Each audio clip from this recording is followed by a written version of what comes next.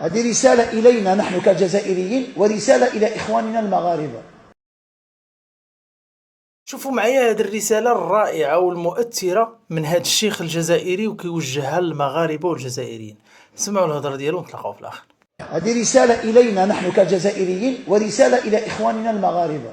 كيفاش نخلي السياسة التي هي فن الكذب تفسد مودة الإسلام بيننا؟ صح، لابد للعقلاء أن يتحركوا.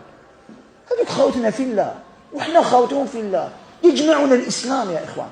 عبد بلي أقرب الشعوب إلينا سبحان الله من القادم هم المغاربة. أولا يجمعنا الدين، تجمعنا اللغة، احنا نفهمهم ويفهمونا، العادات والتقاليد. سمعتوه؟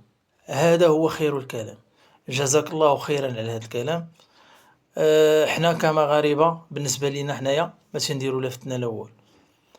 المشكل الكبير اللي كاين في الجزائر إخواننا كمسلمين كعرب وكنفس التقاليد ونفس اللغة ونفس كل شيء، حنا نعترف بهذا.